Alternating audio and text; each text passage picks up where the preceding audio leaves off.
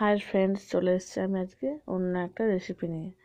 এই যে দেখতে পাচ্ছেন, এটা হচ্ছে বড়ি। এটা আমি ঘরেই বানিয়েছি। আজকে বানাবো আমি বড়ি আলু পোস্ত। তবে আলুর পরিমাণটা খুব কমই রেখেছি। দিয়ে দিয়েছি কড়াইয়ে আমি তেল আর একটু সামান্য পাঁচফোড়ন। আপনারা কে কে রেসিপিটি করেছেন আমাকে অবশ্যই কিন্তু কমেন্টে জানাবেন। আর কার কার খেতে ভালো লাগে আমাকে অবশ্যই জানান। দেখুন, বড়িগুলোকে আমি দিয়ে দিলাম। এরপর এটাকে আমি ভালো করে লাল করে বড়িটা আমি ভেজে নেব।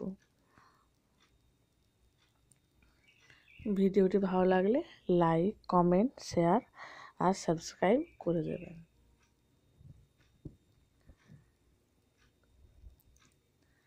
যে বড়িটা বেশ লাল লাল ভাজা হয়ে গেছে, এরপর আমি সেদ্ধ করা আলুটাকে দিয়ে দিলাম।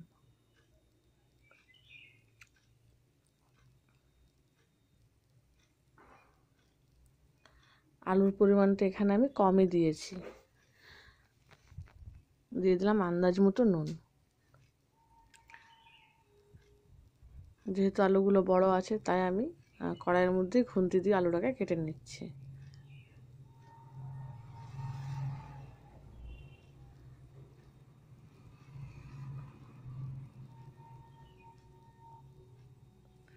এরপর আমি দিয়ে দিলাম জলটা একটু বেশি দেবো যাতে বড়িগুলো ভালো করে সেদ্ধ হয়।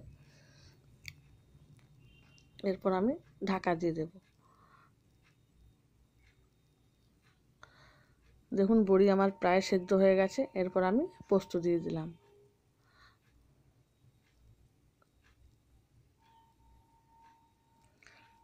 পোস্ত দিয়ে ভালো করে আমি এটাকে মিক্স করে নেব। আপনারা চাইলে লঙ্কাও দিতে পারেন, কিন্তু আমি এটাতে লঙ্কা ব্যবহার করিনি।